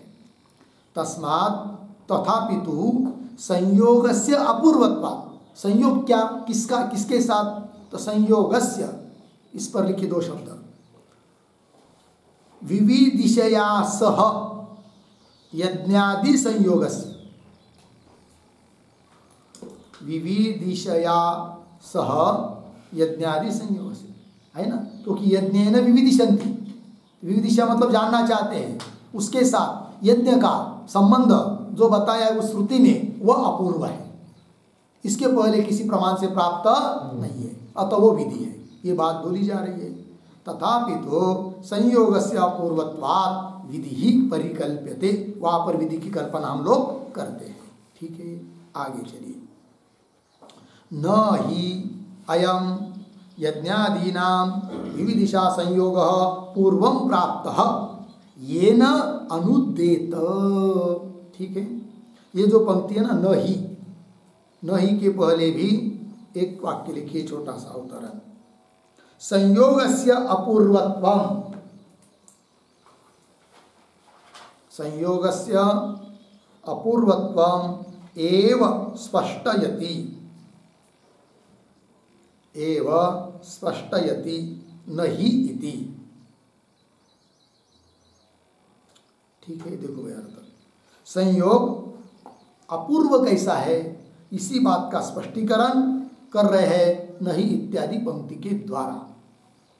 ठीक है, आइए, पूर्व पक्ष ने कहा था ना कि यज्ञेन विविदिशन्ति इत्यादि श्रुति ये अनुवाद स्वरूपा है कि नहीं, अतः वो स्तुति पर रख है, ऐसा कहा था उसने, तो वो अनुवाद स्वरूप इसलिए नहीं हो सकती वो श्रुति। क्यों? उसके पहले वो किसी से प्राप्त नहीं है। यदि उसके पहले किसी प्रमाण से वो संयोग प्राप्त रहता तब अब उसका अनुवाद किया जा रहा है ऐसा माना जाता, किंतु पूर्व प्राप्त नहीं है तो अनुवाद कैसा फिर होगा? वही कह रहे नहीं का अन्वय, न का अन्वय बाद में होगा। देखिए, नहीं अयम यज्ञादि नाम विविदिशा संयोग, यज्ञादिकों के साथ विविदिशा का संयोग पूर्वम प्राप्त न, इसके पहले अन्य किसी प्रमाण से प्राप्त नहीं है कि ये न अनुदेत, जिससे कि अनुवाद हो सके। यदि अन्य किसी प्रमाण से इसके पहले प्राप्त होता वो संयोग, तब तो इस श्रुति से उसका अनुवाद मानते, किंतु पहले प्राप्त है नहीं है तो अनुवाद कैसा? और अनुवाद उस चीज का किया जाता है जो पहले प्राप्त रहती है, तो प्राप्त ही नहीं है तो अनुवाद नहीं है कि नहीं? अनुवाद नहीं है, अपूर्व है, इसका मतलब विधि है, अर्थात स्तुति परक वाक्य केवल नहीं है, ये बात सिद्ध हो गई। चलिए, ये नानुदेत, इतनी बात हुई, कुल मिलाकर सिद्ध क्या हुआ? यज्ञ विविदिशन्ति, यहाँ पर भी विधि है, और तस्माद एवं विद इत्यादि पर भी विधि है। भले दोनों जगह वर्तमान का निर्देश है तो भी अपूर्व अर्थ होने के कारण विधि है। साक्षात विधि परक शब्द न होने पर भी वहां पर विधि है। लग गया? और ये केवल इस प्रकार का केवल हम ही मानते ऐसा नहीं, तो पूर्व मीमांसा में भी इस प्रकार माना जाता है। दृष्टांत के रूप में पूर्व मीमांसा की बात बता रहे हैं आगे। तस्मात् पूषा प्रविष्ट भाग अदंतकः ही इत्येवमादिषु च अश्रुत विधिकेषु अपि वाक्येषु अपूर्वत्वात् विधिं परिकल्प्य पौष्णं पेषणं विकृतौ प्रतीयेत इत्यादि विचारः प्रथमे तंत्रे प्रवर्तितः। इतना भाग ठीक है। तो ये जो पंक्ति चालू हुई तस्मात् पूषा इत्यादि, तो तस्मात् के पहले एक वाक्य लिखिए अवतरण के रूप में। पर प्रकरणे अपि, पर प्रकरणे अपि अवांतर विधि, अवांतर विधि इत्यत्र पूर्वतंत्र सम्मतिम आह, पूर्वतंत्र सम्मतिम आह तस्मात् इति, तस्मात् इति। ठीक है जी, देखो भैया, तो पर प्रकरणे, दूसरे के प्रकरण मीमांसा के ग्रंथों में भी क्या अवांतर विधि, अवांतर विधि होती है। मतलब अवांतर विधि मतलब क्या, ध्यान दीजिए। तो जहाँ पर साक्षात विधि परक शब्द है, पश्चेत गच्छेत, तो विधि होती है, किंतु विधि परक शब्द नहीं है, किंतु वहाँ पर विधि मानी जाती है, उसको कहते हैं क्या, अवांतर विधि। तो पर प्रकरणे अपि अवांतर विधि इत्यत्र पूर्वतंत्र सम्मति, अवांतर विधि होती है, इसके लिए पूर्वतंत्र मतलब पूर्व मीमांसा की सम्मति बता रहे हैं। उनके यहाँ का प्रकर उदाहरण यहाँ पर दे रहे हैं तस्मात् इत्यादि पंक्ति से। तो आइए भाष्य में, तस्मात् पूषा प्रपिष्ट भाग अदंतकः ही, ये वाक्य है कि इसमें साक्षात विधि परक शब्द नहीं है, किंतु विधि मानी गई है, अतः ये भी अवांतर विधि हो गई। और क्यों विधि मानी गई फिर, अपूर्व अर्थ होने के कारण। ठीक, क्या है वो, तस्मात् पूषा, पूषा देवता सूर्य भगवान कैसे है, प्रपिष्ट भाग, पिसे हुए मिलाए हुए हवि भाग का भोक्ता है। क्यों, अदंतक, क्योंकि उसके लिए दांत नहीं है। ये बात की दांत होते तो चलो ऐसा ही यदि डाल देते हवि पदार्थ तो खा जाता, किंतु प्रपिष्ट भाग का वो भागीदार है, भोक्ता है, अदंतक है, इसलिए इति एवं आदिषु इत्यादि वाक्य में कैसा ये वाक्य है? इति एवं आदिषु च अश्रुत विधि केषु अपि वाक्येषु, ऐसा ये वाक्य कि जिसमें विधि श्रुत नहीं है। अश्रुत विधि केषु अपि वाक्येषु, वाक्यों में अपूर्वत्वात्, किंतु अपूर्व अर्थ बताया जा रहा है, इसलिए विधिम परिकल्प्य, विधि की कल्पना करके फिर विधि मानकर उसका अनुष्ठान कहाँ किया जा रहा है? तब करे पौष्णम पेषणम विकृत प्रतीयेत। कैसा पढ़ेंगे थोड़ा सा? परिकल्प्य, इसके बाद दो शब्द छोड़कर विकृतवु पीछे, पौष्णम पेषणम आगे, प्रतीयेत हो गया। तो विधि की कल्पना करके विकृति याग में, एक प्रकृति याग होता है और एक विकृति याग होता है। तो दर्श पूर्णमास नाम का याग जो है वो प्रकृति याग है, और उस प्रकरण में ये वाक्य आया है तस्मात् पूषा प्रविष्ट भाग अदंत को ही, और वहाँ पर विधि मान ली गई है, किंतु उसका अनुष्ठान दर्श पूर्णमास नाम का जो याग है उसमें नहीं हो सकता, क्योंकि उसमें पूषा देवता नहीं है। अर्थात तो विधि तो है, फिर कैसा करें? तब वहाँ पर निर्णय किया जाता है कि दर्श पूर्णमास याग जो है वो प्रकृति याग है, और प्रकृतिवत विकृति कर्तव्य। फिर उस दर्श पूर्णमास याग की जो विकृति है, विकृति याग है, उसमें इसका अनुष्ठान किया जाता है। ठीक है ना?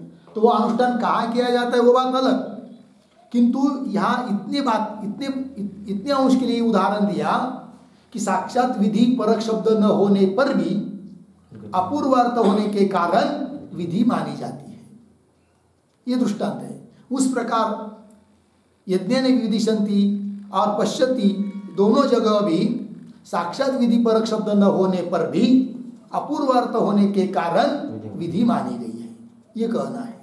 ठीक है, चलिए।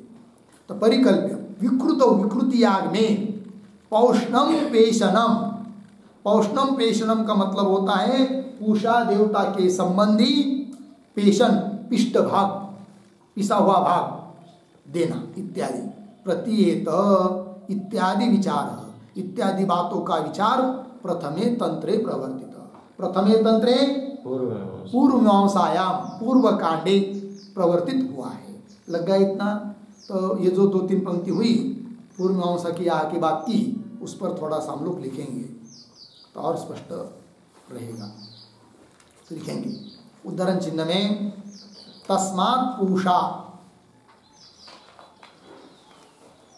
तस्मात् पूषा प्रपिष्ट भाग अदंतक ही, प्रपिष्ट भाग अदंतक ही, उद्धरण चिन्ह बन। तैतरीय संहिता 2685, तैतरीय संहिता 2685 हो गया। आगे कंस में लिखिए, इससे पूषादेव अच्छी तरह से पिष्ट पिसे हुए का भोक्ता है, पिष्ट पिसे हुए का भोक्ता है, क्योंकि वह दांत रहित है, क्योंकि वह दांत रहित है। कंस बन। आगे इस प्रकार का वाक्य दर्श पूर्णमास प्रकरण में श्रुत है, दर्श पूर्णमास प्रकरण में श्रुत है, पूर्ण विराम। यद्यपि इस वाक्य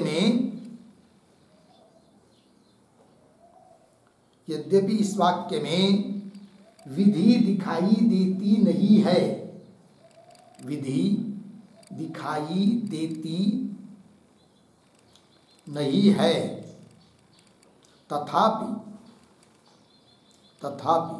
अपूर्व अर्थ होने से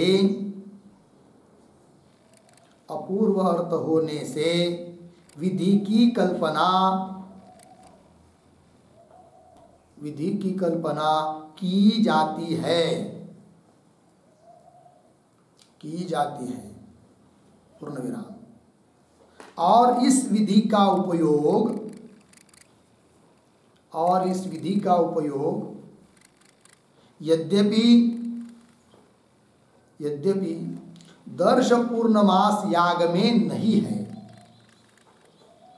दर्श पूर्णमास याग में नहीं है,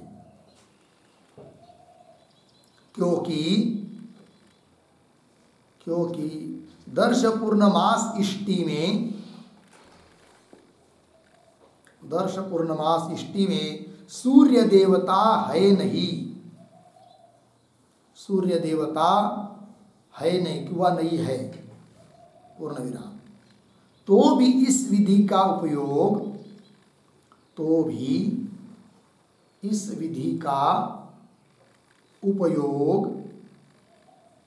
दर्श पूर्णमास के विकृति याग में होता है, पूर्ण विराम। आगे, दर्श पूर्णमास इष्टि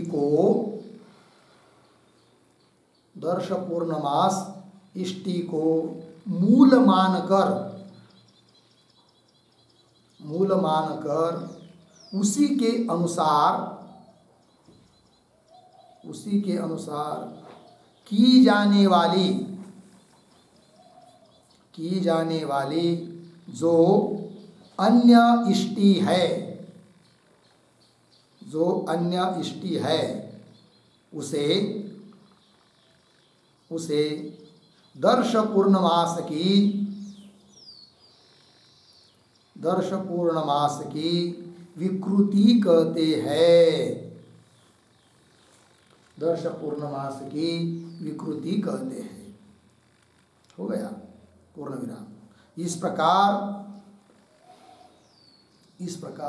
अपूर्वार्थ होने से जैसे यहाँ विधि है,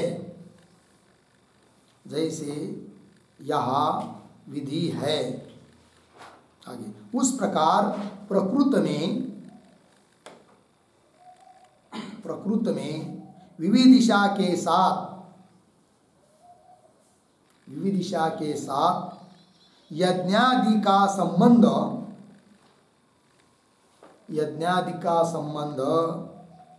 अपूर्व होने से ज्ञान के लिए यज्ञादिक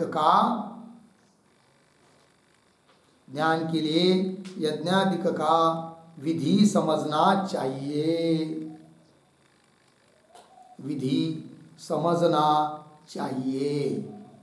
हो गया? चलिए भाई, हो गया। हिंदी में अर्थ सरल है, आगे चलते हैं।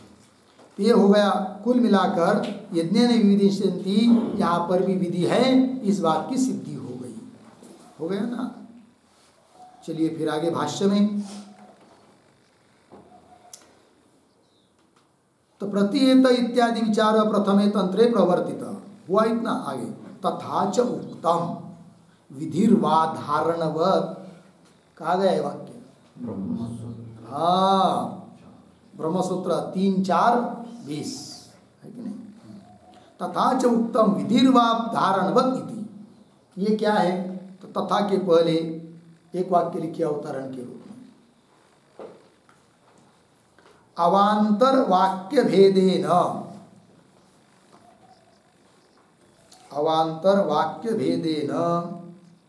सूत्रकृता अपि स्वीकृतः विधि इति आह तथा च इति।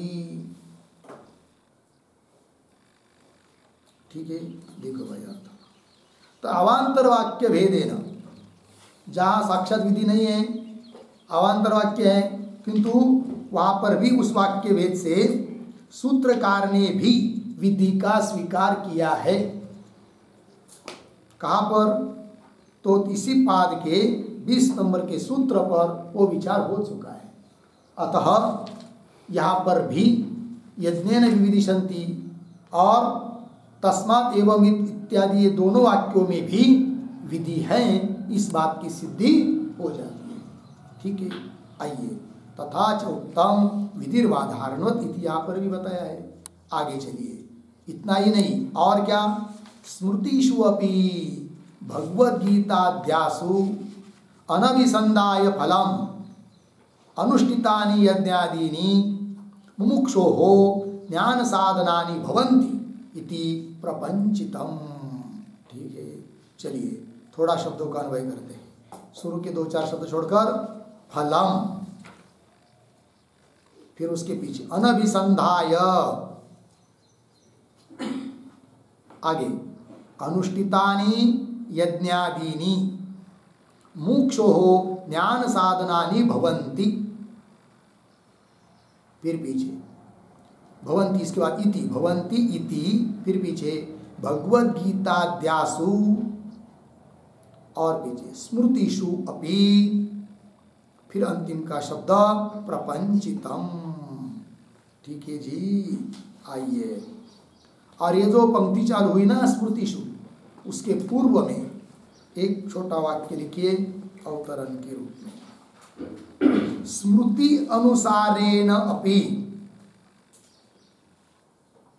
स्मृति अनुसारेण अपि अवांतरवाक्यस्य, अवांतरवाक्यस्य विधायकत्वं वाच्यम, विधायकत्वं वाच्यम इति आह स्मृतिषु इति, इति आह स्मृतिषु इति। ठीक है, देखो भाई अर्थ। तो स्मृति अनुसारेण, स्मृति के अनुसार भी यह निर्णय किया जाता है क्या, कि अवांतर वाक्य से विधायकत्व। अवांतर वाक्य मतलब जहाँ साक्षात विधि है वो तो विधि परक हुआ, जो साक्षात विधि दिखाई नहीं दे रही है, वर्तमान अधिक निर्देश है, तो भी उससे विधि की कल्पना, तो वही कहते हैं, उसको अवांतर वाक्य कहेंगे। तो अवांतर वाक्य से विधायकत्व, अवांतर वाक्य भी विधायक होता है, इस बात को बोल रहे हैं स्मृति के अनुसार। इति आह स्मृतिषु, तो अन्वय के अनुसार अर्थ। फलम अनभिसंधाय, यज्ञादि का अनुष्ठान करना है, अपने अपने आश्रम कर्मों का अनुष्ठान करना है, दान पुण्य यज्ञ आदि के सब करना है, किंतु फल की अपेक्षा किए बिना। यदि फल की अपेक्षा करेंगे तो उतना उतना फल कदाचित मिल भी जाएगा, किंतु बहुत ज़्यादा लाभ नहीं होगा। और निष्काम भाव से करेंगे तो बहुत लाभ होगा, क्योंकि निष्कामता में बहुत ताकत होती है। ठीक है कि नहीं? व्यवहार में भी ऐसा ही है। किसी मालिक के यहाँ नौकर काम कर रहा है और 2 नौकर है, एक का तनख्वाह फिक्स हुआ है कि 10,000 रुपये तुमको महीना देंगे, इतने बजे आना, इतने बजे जाना, काम करना। ठीक है, फिर उसी मालिक के यहाँ दूसरा कोई आदमी अचानक आ जाता है और वो कहता है कि मालिक मैं बहुत दूर से आया हूँ, मुझे किसी का आधार नहीं है, सहारा नहीं है, आप मेरे को आपके यहाँ काम के लिए रख लो। मालिक बोलता है ठीक है, कितना पैसा दोगे, तुमको वेतन कितना चाहिए? तो वो बोलता है महाराज, मालिक जी, सेठ जी, वेतन की कुछ ज़रूरत नहीं है, मैं तो क्या, मुझे न कोई बाल बच्चे न कुछ हैं, बस यही दुकान में आपके इधर उधर कहीं सोता जाऊंगा, रात में दुकान के बाहर भी सो सकता हूँ पड़वी में, और मुझे को सुबह शाम भोजन दे देंगे तो भी मेरा काम चल जाएगा, मैं काम करते जाऊँगा। मालिक बोला ठीक है, ऐसा आदमी तो मिलता नहीं है, ठीक है कोई बात नहीं, भोजन के ऊपर काम कर रहा है। फिर वो काम कर रहा है और बहुत ईमानदारी से कर रहा है कि नहीं? सामान दुकान का समय है सुबह 9 बजे का, वो 8 बजे हाजिर हो जाता है। सबसे पहले झाड़ू बीड़ू लगाता है, पोछा लगाता है, बिल्कुल घर के जैसा काम कर रहा है अपना समझ कर। रात में भी दूसरा जो था 10,000 महीने वाला, वो 5 बजे निकल जाता है, ये शाम को 6, 7, 8 बजे तक काम करता रहता है। फिर सब पूरी साफ सफाई करके ईमानदारी से काम कर रहा है और एक पैसे की भी अपेक्षा नहीं कर रहा है। सेठ भी उसको भोजन पानी दे रहे, अच्छे तरह से हो गया। फिर उसके बाद कुछ दिन के बाद 5, 6, 7 साल हो गए, फिर उसकी शादी की बात आ गई। अब शादी तो सेठ जी ने उसको लड़की ला के दे दिया। हाँ इसे ला के दिया। और फिर शादी के लिए खर्चा, अब 10 लाख का खर्चा है भाई, और इसका पगार तो कुछ नहीं। और दूसरा जो था 10,000 वेतन वाला, उसकी बीबी बीमार हो गई। फिर वो आ गया सेठ जी के पास, सेठ जी मेरी पत्नी बीमार है, 1 लाख रुपये या 2 लाख रुपये का खर्चा है, कुछ मदद दे दीजिए। सेठ जी बोले अरे यार क्या यार दे देते, लेकिन अभी पैसे सब नहीं है, कुछ नहीं है, ज़्यादा नहीं है। ऐसा वो टाल दिया उसकी बात को, कुछ भी नहीं दिया उसको, और इसके लिए 10 लाख रुपये खर्च कर दिया। इतना भी नहीं, उसका खाना पीना पूरे घर का भाड़ा सब दे रहा है सेठ जी। क्यों? यदि पगार देता तो, पगार मांगता वो तो उतना ही उसको मिल जाता, किंतु पगार नहीं मांगा उसने, निष्कामता से किया तो बहुत ज़्यादा उसको दिया जा रहा है। लेकिन आपसे आप वो भावना बन जाती है। भगवान के दरबार में भी ऐसा है, जो सकाम भावना से कुछ परमार्थ उपासना दान पुण्य यज्ञ आदि करता है, उसको उतना ही फल मिलेगा। किंतु सचमुच भगवान की प्रीत्यर्थ करता है, निष्काम भावना से करता है, तो उसको बहुत ज़्यादा फल आपसे आप मिलता है। किंतु उस फल की भी कामना नहीं करनी चाहिए, और भगवान को प्रार्थना हमेशा करनी चाहिए कि हे भगवान, मैं क्या करने वाला हूँ, मैं तो कुछ कर नहीं सकता, मेरे में सामर्थ्य भी नहीं है, आप ही इस शरीर से करवा रहे हो, कर लो, और मुझे इसका फल कुछ नहीं चाहिए, क्योंकि न मैं तो करता हूँ, न उसे मुझे फल चाहिए, क्यों तो आपकी मर्जी है, आपके लिए कर रहे, आपकी प्रीत्यर्थ कर रहे। ऐसी प्रार्थना करते रहेंगे, अहंकार धारण नहीं करेंगे, तो इसका फल सचमुच बहुत ज़्यादा मिलता है, व्यवहार में भी परमार्थ में भी। ठीक है, आइए तो वही कह रहे भगवान, क्या फलम अनभिसंदाय, फल की अपेक्षा न करके, क्या अनुष्ठितानि यज्ञादिनी, ये यज्ञादिकों का क्या किया, अनुष्ठान किया, तो वो अनुष्ठान किए हुए यज्ञाधिक मुमुक्षो हो ज्ञान साधनानि भवन्ति, अंतःकरण शुद्धि के द्वारा मुमुक्षु के लिए वे सब यज्ञाधिक ज्ञान के साधन बन जाते हैं, फिर ज्ञान प्राप्त होकर मुक्त हो जाता है, और कितना फल चाहिए।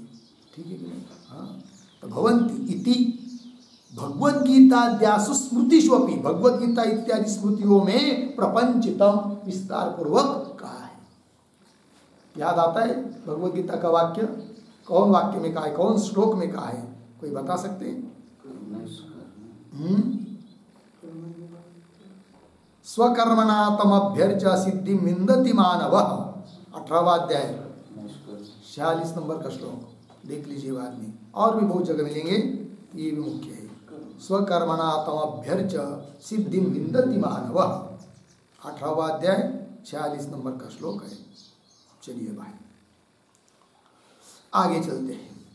तस्मात् यज्ञादीनि शमदमादीनि च यथाश्रमं सर्वाणि एव आश्रम कर्माणि विद्या उत्पत्तौ अपेक्षितव्यानि, अंतिम निर्णय। किंतु ये जो पंक्ति तस्मात्, तस्मात् के पूर्व में एक वाक्य लिखी, छोटा सा उदाहरण, कर्मणाम ज्ञानोत्पत्ति हेतुत्वे, ज्ञानोत्पत्ति हेतुत्वे श्रुति स्मृति न्याय सिद्धे, श्रुति स्मृति न्याय सिद्धे फलितम आह, श्रुति स्मृति न्याय सिद्धे फलितम आह तस्मात् इति। ठीक है, देखो भाई अर्थ, कर्मणाम ज्ञानोत्पत्ति हेतु, कर्म ज्ञान की उत्पत्ति के लिए क्या है, कारण है, हेतु है।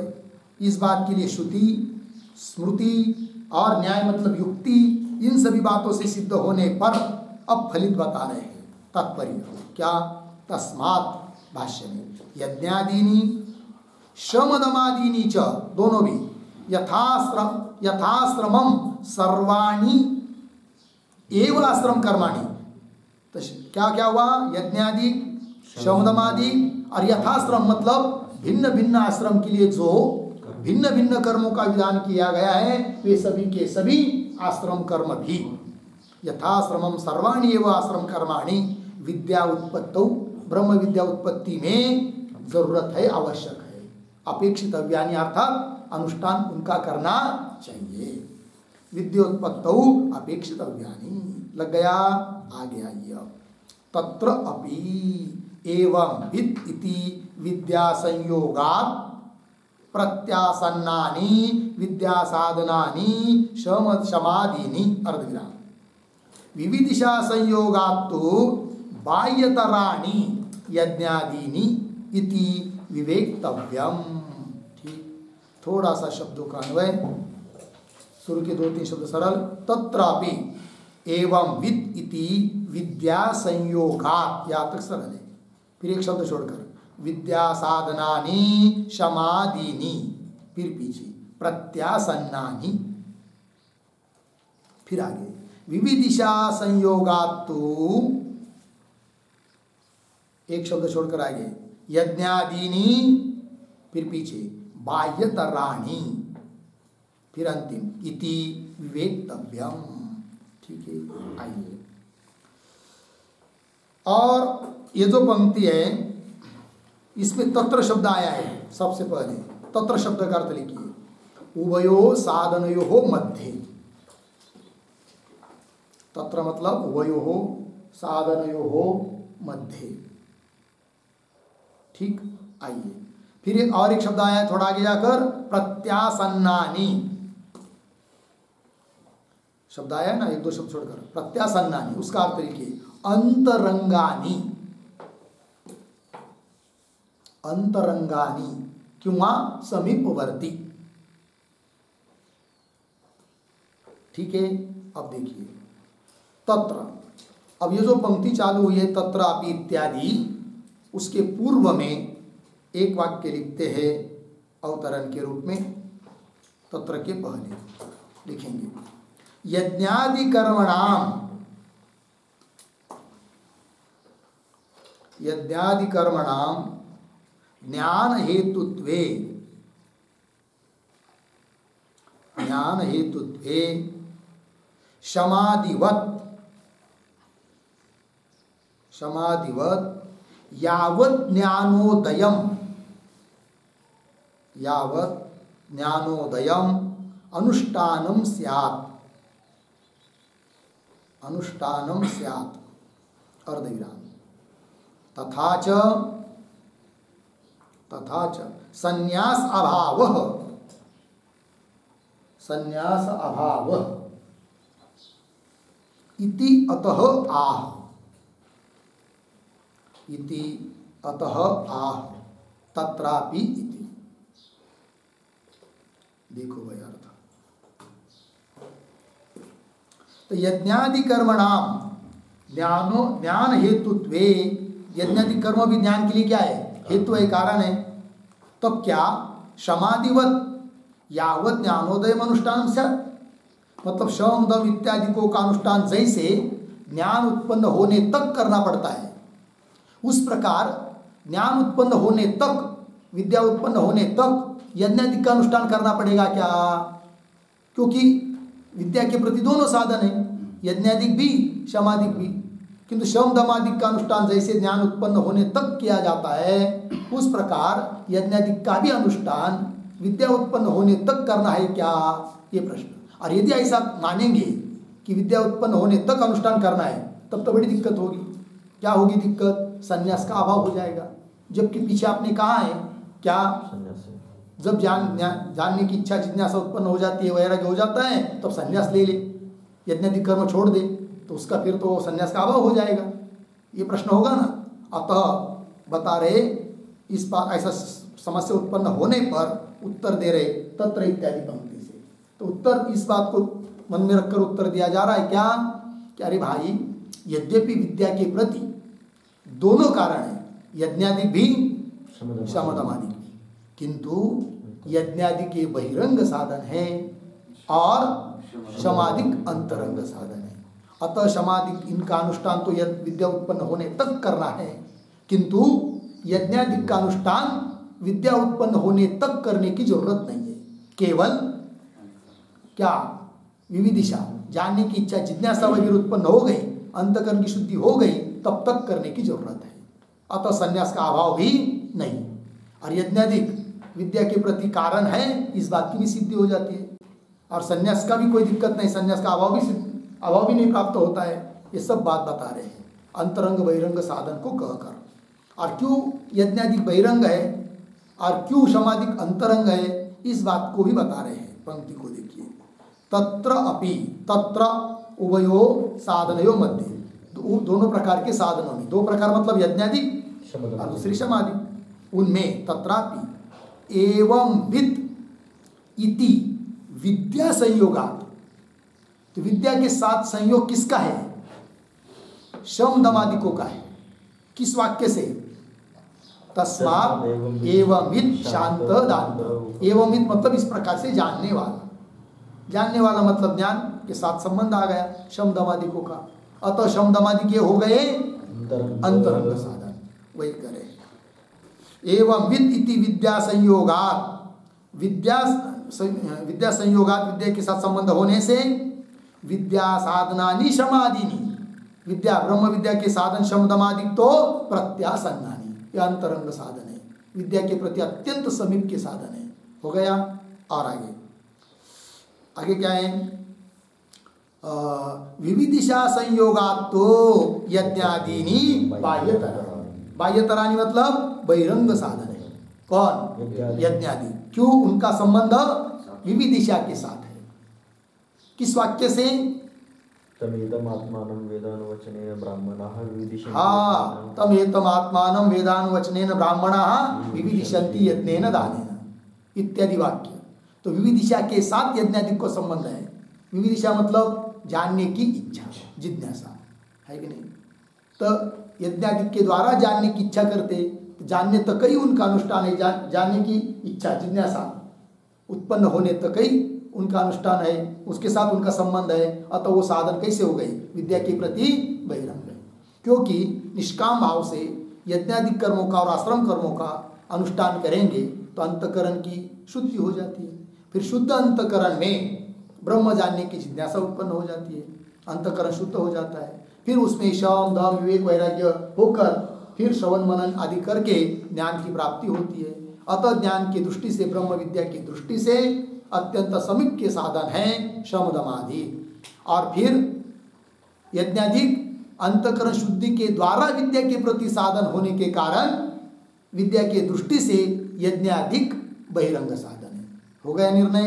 आइए, विविदिशा संयोगात तो यज्ञादीनी